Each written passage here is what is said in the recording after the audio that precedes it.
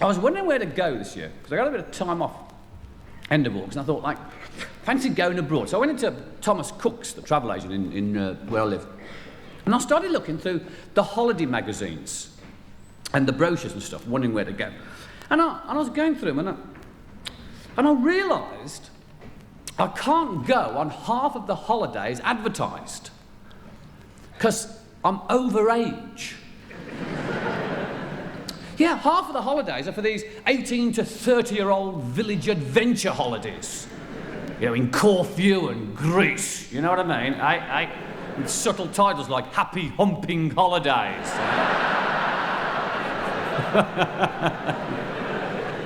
And Thrust Vacations. Very subtle, aren't they? You know, topless women. All leave me out, you know what I mean? You've got to have the appetite of a stallion. And a mate of mine went on one last year, you know, like, and he was 34 years old, and he was really worried in case he was found out. Right, and he got there, and he was the youngest bloke there. All the rest were like 45 plus, you know, like, all trying to look 29, you know, jogging everywhere and painting zits on the chins, trying to look young, you know. Singing Kajagoogoo's latest hit, and then doing the twist to it, which is a giveaway, isn't it? I mean, the places, it was knee-deep in Steradon cans and toupee fixative tubes, you know. Because when you're 45, you've got to take two toupees, haven't you? I mean, one for your head and one for your chest. The one for the chest is essential. It stops you being scarred for life by the gold medallion crashing into it. Every time you throw your frisbee, wallop. Oh dear. I could talk. I came out of the closet a couple of months ago, you know. I am going bald. There. I've admitted it. I'm going bald, unashamedly. I couldn't care less. Oh. Well, at least I can look people in the face again now, like I mean before. Like I was making excuses up, like, you know, I'm on a sponsored hair loss and all that business. But I know I'm going bald. The bathwater takes an extra 20 minutes to flush away these days. You know? That's some prospect, isn't it? I mean, like, what have I got to look forward to? I am going to be a baldy coot. Oh. Look, I won't be able to go on buses. Bald people can't go on buses. If they do, their lives are a misery when the kids get on, aren't they? Whoa! How you doing, Chrome Dome? Polish your head for a quid.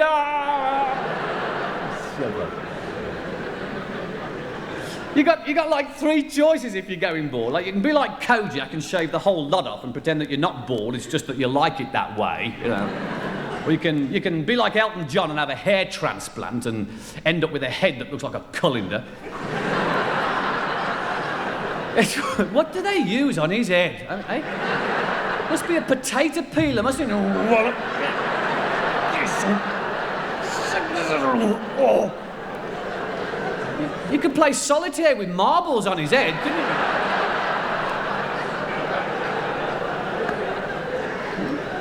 Or I can grow the hair either side of my head, because no matter how bald you get, hair grows there, doesn't it? Like, and I can grow those two pieces down to the ground,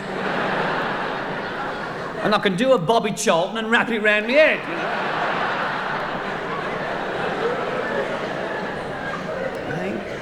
Some prospect, isn't it? A baldy coot.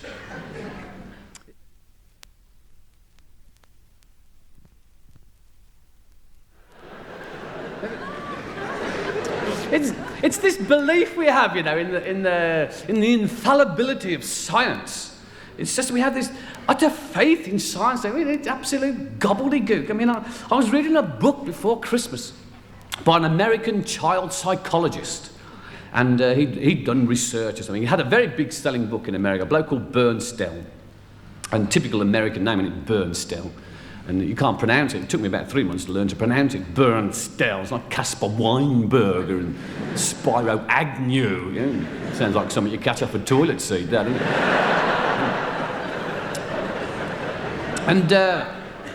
And he had this Bernstein had a really big selling book in America about how to bring up children, you know, so much so that they actually released it over here. And he came over and promoted it and did all the, you know, the papers and the TV chat shows. And I've got a couple of kids, you know, so I thought, like, well, I'll go and buy this book. Everyone's raving, but I'll see what I'm doing right or wrong. And I started to read through this child psychology book. And, like, do you ever get the feeling that sometimes you're on a different planet? Yeah, I was thinking, well, the blokes... Bernstein has never seen a kid, let alone had one. Total garbage. Things like, if your child is naughty, lock him up in the loo. I ask you, come on, you can't keep kids out of the loo, can you? It's sod's law. Show them a big bath of water to wash in like and they have a heart attack. Show them a lavatory pan full of water and they're mesmerised. They can't wait to get in there, can they? It's whatever my kids are missing, that's where they are. Blue-doos, blue-doos, blue-doos. I'm stuck halfway up the U-bend, you know. Like Action Man's gone scuba diving.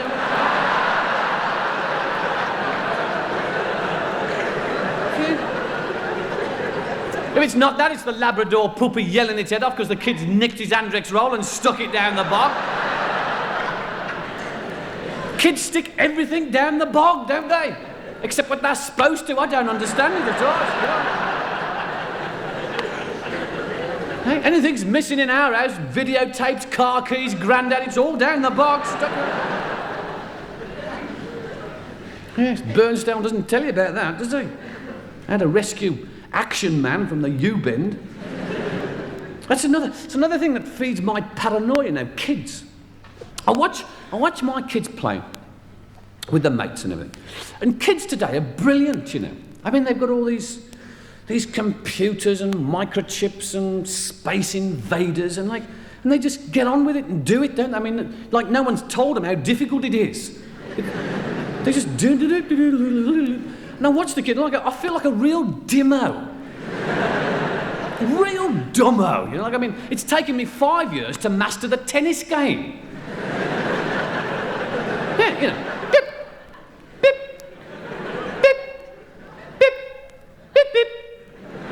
That fooled me for years, that.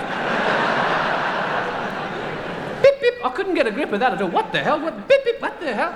I tried the slow game, the big bats, the big ball. I couldn't get it. Bip, bip. 11-0 every time I got defeated. Bip, bip. I dread the kids asking me to play Space Invaders. Come and play Space Invaders, Dad. Hey, no, I'm busy. I'm ever so busy. Oh, come and play Space Invaders, Dad. Come on. No, I'm busy. I'm reading The Sun. No, come on, Dad. Come and play Space Invaders. You won't play us because we can beat you. We can beat Dad. We can beat. All right, I'll play Space Invaders. Hooray! Dad's gonna play Space Invaders. All the kids come in from the neighbourhood. Hooray! He's gonna play Space Invaders.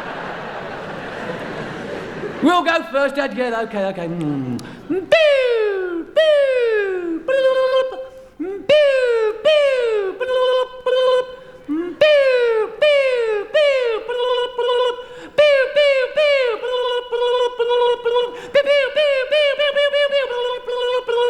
Run for a bloody hour, aren't they? 8.5 million, Dad. You'll go.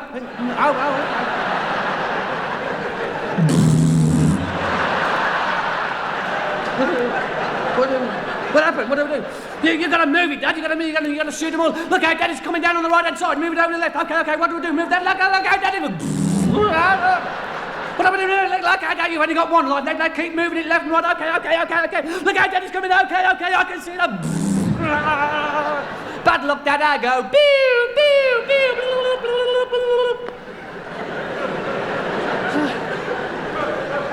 So,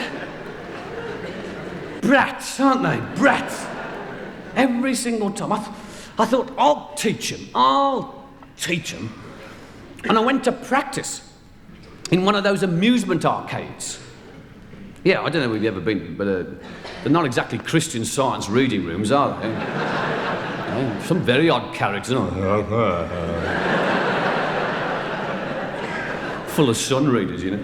And So I went into this one and I was a bit wary, but anyway, I thought, what the hell? And I got a big bag of 10p coins and I found the biggest machine I can find, some super galactic hyper space invader, whatever it was.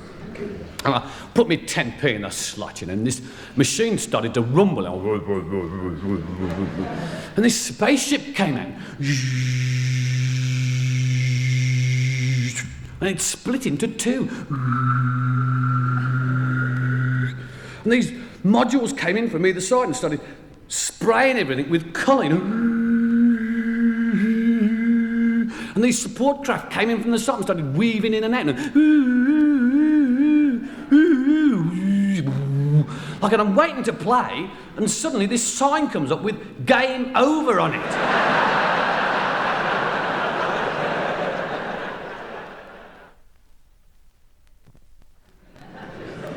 I just wondered. Well, actually, I mean, to be honest, parks aren't safe these days, are they? I mean, like, it's not. You don't get mugged in them; you get jogged. You can't take your dog for a walk these days without being attacked by a pack of slavering joggers, can you? Oh, I've got my Sebco road eaters on. Oh, so you have. Yeah. They do it to lose weight, don't they? I mean, I can't understand it. You go for an hour's jog round our city centres and you're breathing great lungfuls of leaded carbon monoxide and get home £5 heavier than when you left. It's a slow, painful death, isn't it, jogging? Why don't they get it over with quick? Why don't they play squash? Instant heart attack time, isn't it? Right? I play it with an iron lung in the corner. I don't take any chances. And Charles Bronson's new film, Death Wish 7, he tricks all the muggers into playing squash, gets rid of them that way. Brilliant. You don't see a lot of squash on television either, do you? Which is surprising, because it's boring enough, isn't it?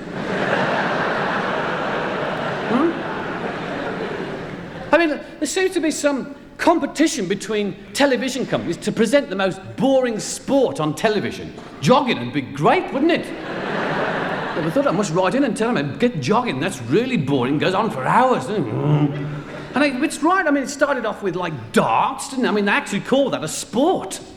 Darts? Wonderful sportsmen, aren't they?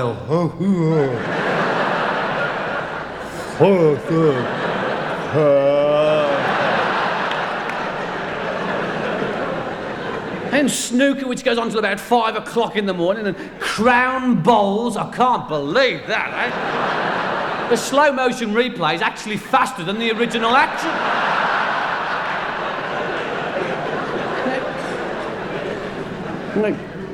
They advertise golf on television. Golf on television actually means hours and hours of televised Sky.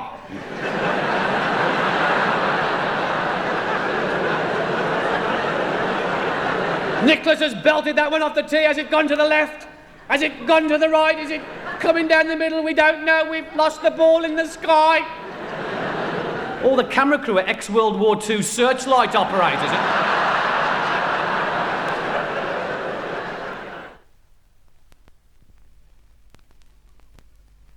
Football started off, what, about 125 years ago with a couple of hundred blokes kicking a pig's bladder about, to the present day where they now kick the whole policeman.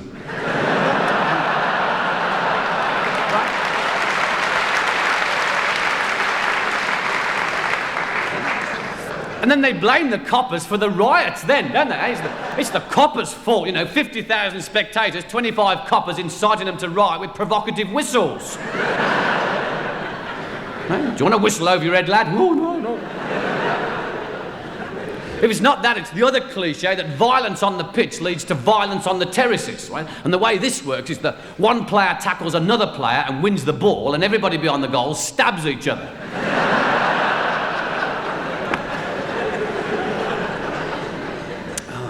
Because I'm a Birmingham City supporter, sort of.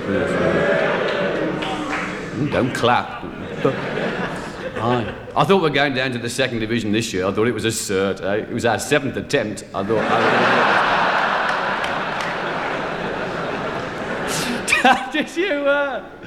Did you read all about all that silly gypsy business? Did that reach the press down here?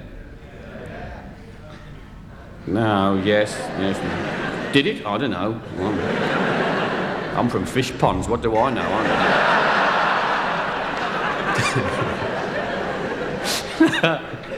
Fish ponds, a lovely name, isn't it? I must go and have a look at it. No, it's just before, this was for real. The manager of Birmingham City, Ron Saunders, says that the reason Birmingham City weren't successful is because there's a gypsy's curse on the ground. That is for real. I thought I'd heard all the excuses now, but we're down to blaming the Gippos now, aren't we? It'll be the Jews next, won't it? Be their fault. And he got a gypsy in to lift the curse. We're going to have to sell him his pegs back, I know it. This is for real. He had the players painting the soles of the shoes red and touching lucky coins. All over Birmingham City's ground, there's crucifixes everywhere. I do not like, over the entrance, on the stanchions, the floodlights, the goalposts in the director's box. There's a new game in the Birmingham City programme called Spot the Cross and Mark It with a Ball.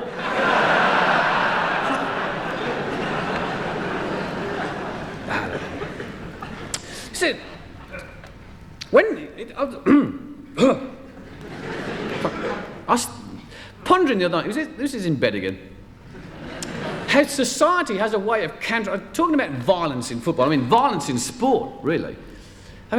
Sport in general is becoming so aggressive, isn't it?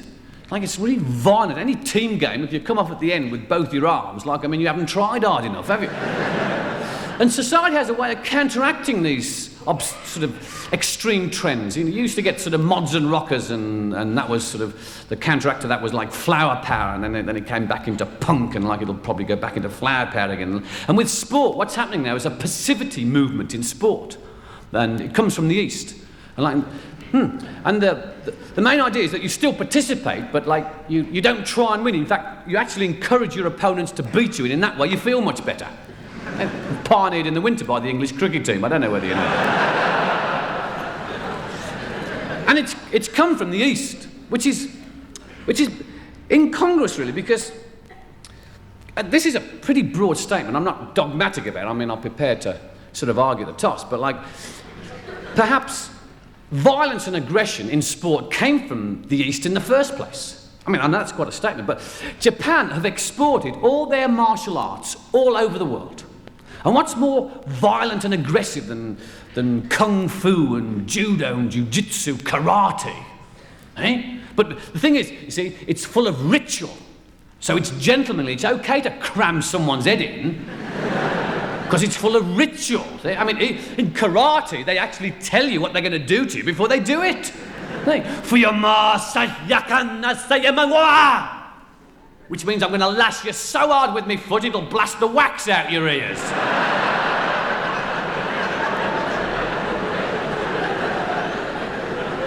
And while you're working it out, they've done it, haven't they?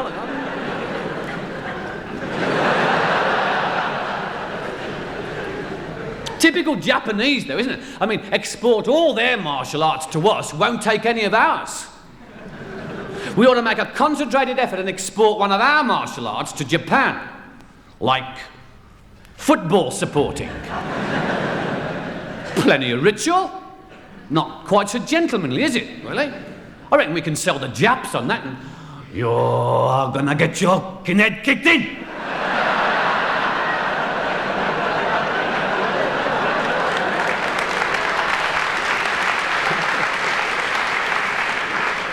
And while they're watching your foot, you hit them over the head with a bottle.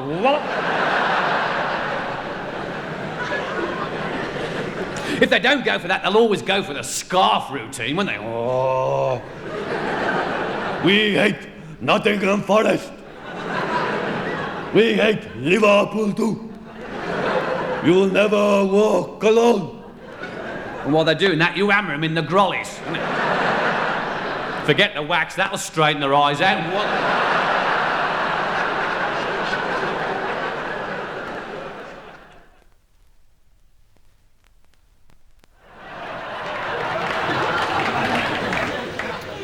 You know, today has been a very special day for lots of people who, for the very first time, have done it. Thousands of virginal voters who have been saving it all up, waiting for the right candidate to come along who finally lost their innocence. Do you remember the first time you voted?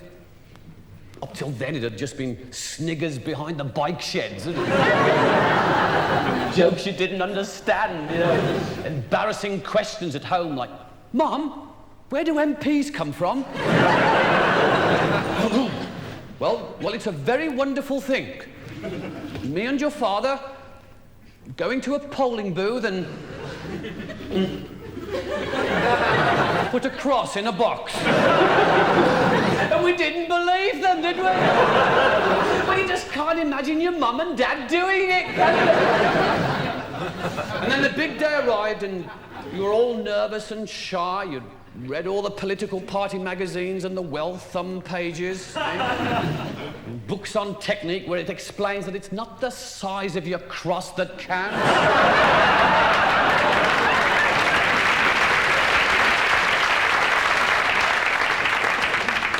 It's where you put it. All those tips on tactical variations, how if you were voting away from home all the time, you'd get the proxy. So the time comes to actually get down there, you go out to your car, you check it's the right day again, eh? You don't want to make a fool of yourself like your mate who voted yesterday because he suffers from premature election.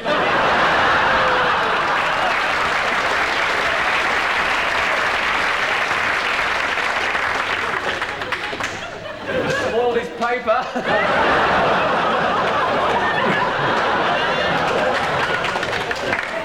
You drive to the polling station. The officer gives you a knowing smile. How can they always tell it's your first time? Anyway, you coyly draw the curtains and then it's just you and that slip of a voting paper. I don't know about you, but the first time I did it, it only took 30 seconds. What a letdown. I thought, well, what's all the fuss about? I mean, you hear about the blokes who can make it last for 15 minutes. How do they do it? Mind you, you can really, really relax afterwards, can you? Lean up against the polling booth, light up your post-electoral woodbine. The one afterwards is always so good. Then it's back home to await the outcome. Now, all of you out there who've done it today for the first time, I know how you're feeling. Sheepish, concerned, pacing up and down, worried in case you've got the country into trouble.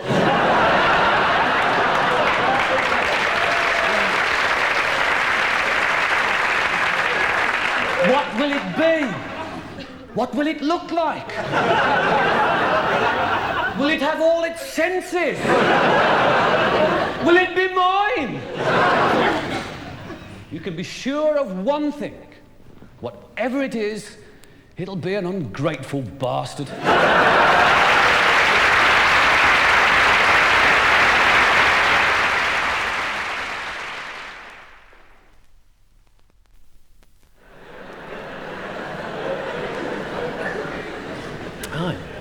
In Hong Kong, I have never seen so many people in one place at the same time. It's just like if it's an island about the size of the Isle of Wight with about 80 million Chinese on it, something ridiculous. Oh, it's immense. It's like if you can imagine Oxford Street on Christmas Eve, that's Hong Kong, 3 a.m. Sunday morning. And you go shopping, the first morning shopping, you get every ounce of courtesy hammered out of you. Like, there is no politeness in Hong Kong because you just crash into people the whole time. I mean, you start off like, oh, I beg your pardon, I'm sorry, I didn't mean to, I beg your pardon, I didn't say, because I'm sorry, I beg you. A couple of hours of that and you think, stop this, out the bloody road! You buy yourself an umbrella, here I come, go on, out of it, go on, push off. Go on, sod off. Go on, sod off. 80 foot in the air. Go on, push off. And I'm really into Chinese food in a big way. And I was determined when I got to Hong Kong I was going to have an ethnic Chinese meal in an ethnic Chinese restaurant. And the bloke that was running the concert was an Englishman. And I said to him, I'd love an ethnic Chinese meal in an ethnic Chinese restaurant. He said, that's no problem. Hundreds of Chinese restaurants here. And because of all the Chinese, he said. And, they don't miss a trick, do they? So he said, that's no problem. We'll get them tomorrow night. I went, great. And I was really looking forward to this. And the next night came, and I was driving to this restaurant, and I'd got a hire car. I was driving in Hong Kong. If you've ever been there, you think, well, like, I must be like some sort of big hero, because like driving in Hong Kong is just, you can't. If there's one thing more than people in Hong Kong, it's cars. Millions of them. Every Chinese owns at least 3. And it's all the old roads as well. And like, and the rule of the road is the survival of the fittest. See a gap and go for it. Wallop, right? And if you don't get there, tough. Like 2 speeds, stop and 100 mile an hour. That's it. So, and nobody bothers to indicate or give hands. I mean, put your hand out to turn right, someone will nick your watch, right? Right? And they have road signs and stuff, but I mean, it's just pointless because nobody takes any notice at all. And they've got traffic lights, a complete waste of time. They just change colour. That's all they do. They couldn't give a toss. And when you don't know that, it really scares the wits out of it. I was driven from the airport in a taxi to the hotel, and I was sitting in the back of the taxi. You notice something. You think, there's a red light. Now, that was it. And you know when you want to say something and you can't because it gets stuck about there. You know, you're going.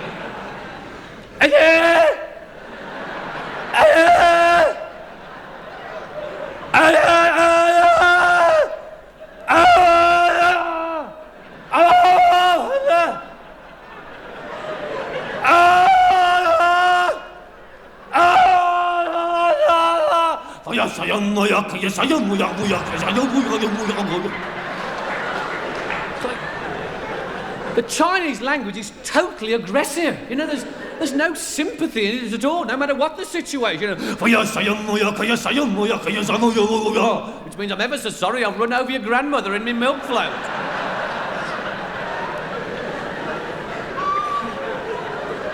I was never so glad to get out of a taxi in all my life, I tell you. I was a darn sight lighter than when I got in, I can tell you that.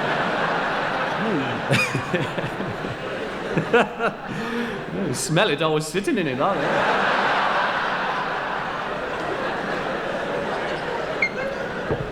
Oh. So I'm driving through Hong Kong. There's 4 of us in the car. There's myself, there's my manager, there's the bloke that's running the concert, and there's a bloke called Joe Dolce. I don't know if you remember him. And he was doing the... You do, good. He was doing the show with me in Hong Kong. And you probably don't remember the name, but you remember he had a hit single. He had a hit single here, not last Christmas, the Christmas before. You'll remember that. It was, what's the matter, you ain't got no respect.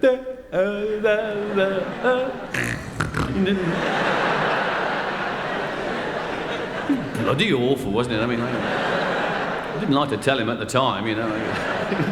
You think pop music's reached an all-time low and something comes along to take it another stage down, doesn't it?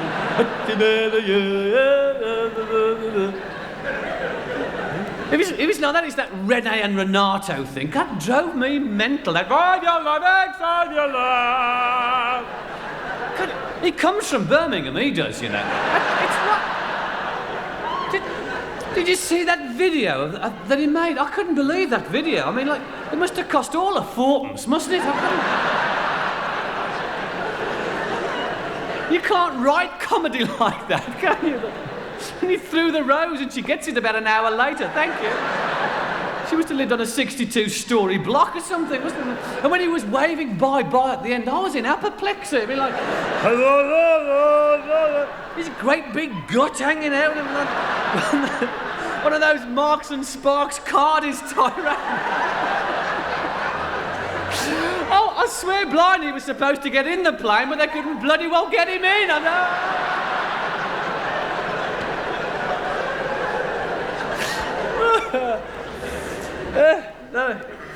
Anyway, yeah, Joe Dalter. Yeah, Joe Dalter's in the car with us anyway. What's the matter?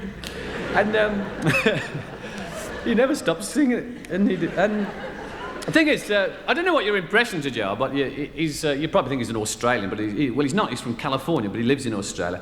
And he's into the ecology in a big way. He eats all that unpolished brown rice, and he's into saving the ant. The ant is doomed. Save the ant, man. Yeah, okay, Joe, save the ant. Yeah, okay. So I'm driving through Hong Kong, and I've been warned about, what to do, and beware the traffic and things, and keep sharp. And I'm following this bloke. And what they didn't tell me is if someone does indicate in Hong Kong, it's a con. Right, I found out soon enough, didn't I? I'm following this bloke. He's indicating left, right? He's going to turn left, and I'm right up his bumper. Right, I'm right up there. Boom. Literally. You daren't leave a gap 9, 12 inches. Something comes in, A rickshaw,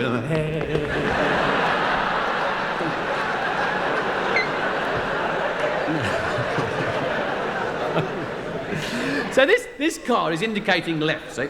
And I'm thinking, right, I've got to be quick here, I have got to get round this car and into the space that he's going to leave before the bloke behind me gets there.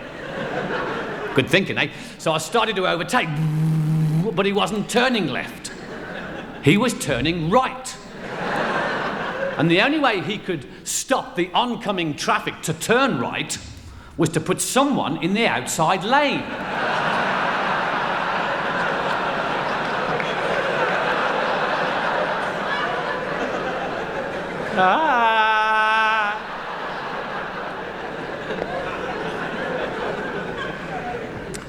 We get through that. We get down to an area of Hong Kong called the Kennedy Town area, a bit like a rough Toxteth. And I park the car on the side street. What I'm going to tell you now is perfectly true. Perfect. I do not embellish it at all. Word for word, actually happened. I parked the car on the side street, and I got out and I said, right, where do we go? And the geezer said, we're here. Yeah? Where's the restaurant? He said, well, here it is. Yeah. Without a word of a lie, this restaurant was in the gutter. They were cooking food in the gutter. I couldn't believe it. And all round, up the street, there was great big baskets of live chickens and ducks. And there was great big rats like rabbits scurrying around everywhere, when it's ethnic, I could feel the plague coming out, So anyway, he took us over to the owner, and this bloke we were with, he'd been in Hong Kong about 6 years, and he knew one word of Chinese, which was wiki, and it got him absolutely everywhere. He was brilliant. He was, wiki, wiki, wiki, wiki, wiki. Oh, wiki, wiki, wiki, wiki, wiki, wiki, wiki. Ah, wiki, wiki, wiki, wiki, wiki. Oh, wiki, wiki, wiki, wiki, wiki, wiki. Wiki, wiki, wiki. Oh, wiki, wiki, wiki, wiki, wiki. Ah, wiki, wiki, wiki. Jasper Carrott, his manager, Joe Dolce. Oh, Joe Dolce, what's the matter, yo?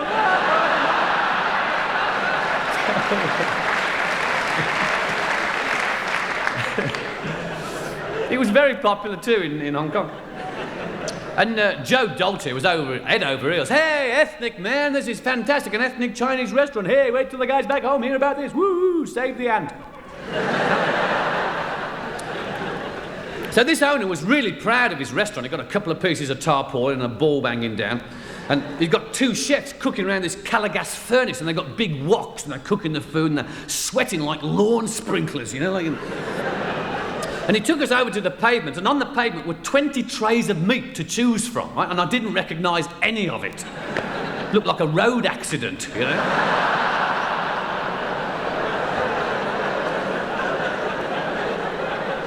I said, what is it? He went, I don't know, hang on. Wiki, wiki, wiki, wiki, wiki. Oh, wiki, wiki, wiki, wiki, wiki, wiki, wiki. Oh, he says it's wiki. Wiki. So I sat down at the table and we all sat, and they bought chopsticks. I was just about to look at him. He said, don't touch them. Oh, okay. And they bought 2 great big jugs of scalding hot Chinese tea, and he gets the chopsticks and he sterilises the chopsticks in the tea, saying you can't be too careful. The plague started coming out again, Anyway, it was time to order, and Wiki came over. And Wiki, Wiki, Wiki. And so obviously I was feeling pretty adventuresome by this time, so I said, I'll have the boiled cabbage. Well, at least I could recognise it, you know. And I said, I'll have chicken, because I thought, well, I can recognise chicken. And I ordered fish, which was a mistake, because I said, have you got any fish? He went, wicked. Yeah. And he took me over to this big tank of live fish. He said, he went, okay. And I went, oh, no. He wanted me to choose a fish, you know. I mean, it's all right eating it, but when you're sitting it alive 10 minutes previously, it's like, oh, I was like, oh, no. And these fish knew what was going to happen because they were there, weren't they? Hello? Don't pick me, I've only been here a week. Anyway, it was this fish that looked like Bernard Manning, so I said, I'll have him. Wiki gets his net and he sticks it into the tank to get Bernard, and Bernard knew what was going to happen, so he was off, wasn't he, round the tank, you know, and Wiki's chasing him with this net all over, and the rest of the fish are safe so they can watch with interest, you know.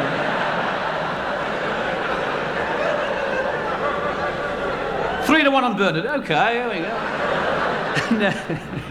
And Wiki finally gets Bernard in his net and he flicks him out, and Bernard sails into the air and lands in the gutter. And as soon as he lands in the gutter, this chef comes out with a big mallet and goes, whoa, on Bernard's head. Bernard's into the wok and into the furnace. Whoa, I'm sorry, Bernard, I didn't know that was going to happen. And I felt really awful, you know, and I had to boil cabbage, and then they brought Bernard, and I couldn't look him in the eye, you know. The other one had fallen out.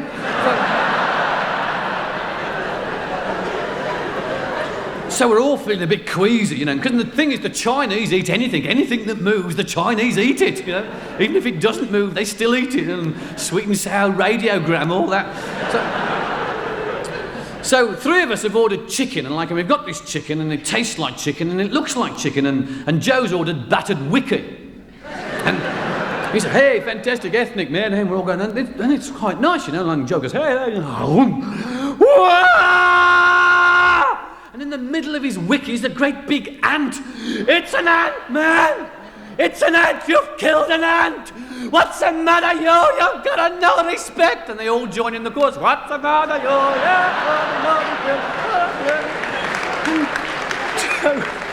Joe was having a fit rolling around, and shut up in your face, and we're all and then I noticed out the corner of my eyes, I saw this chef go over to this big basket of chickens, and I knew something was going to happen because all the fish had gone to the bottom end of the tank and were watching, you know, And he put his hand into this basket and he pulled out a chicken. We've all got mouthfuls of chicken, and he gets his hand. No. He went,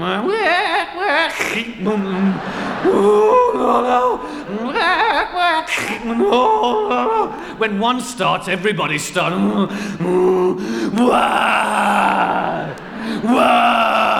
The table was a right mess, you know, you couldn't tell what you were going to eat and what you'd eaten, you know. And Joe was rolling around and they're still singing, what the matter? And then without a word of a lie, he gets this one chicken and he goes and throws it, but he hasn't killed the chicken, it's just cricked the chicken's neck. And this chicken can't believe it, it's got a reprieve, and it's off down the road.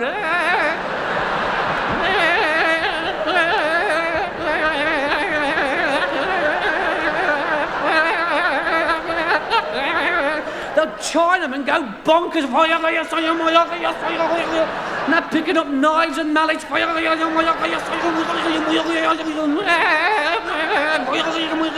And the chicken goes to ground under a lorry. They surround the lorry, and the chicken comes out and it runs all the way back up the road, and it runs straight under our table. Get it out of here! And they surround the table, and this one Chinese bloke, I can't believe it, he gets a big bag of corn, starts throwing corn to the chicken to entice it out, as if the chicken's going to eat corn with a crick neck. He'd had a bloody good go, though. And they got no chance because the rats came out and gobbled up all the corn. There's nothing left. There's nothing left to come out. Except the boiled cabbage. There comes the boiled cabbage.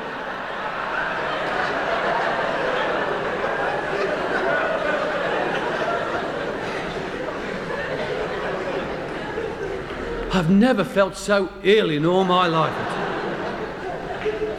Went back to the hotel and had a beef burger.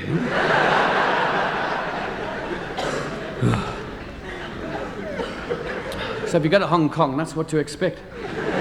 The next night, we must have been mental. Next night we went out to an Indian restaurant in Hong Kong.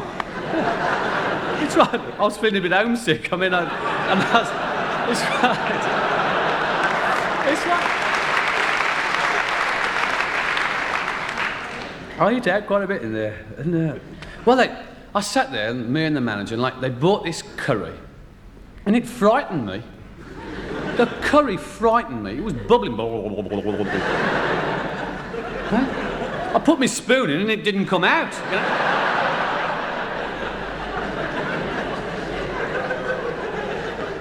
They were ever so good. They kept the bog rolls in the fridge.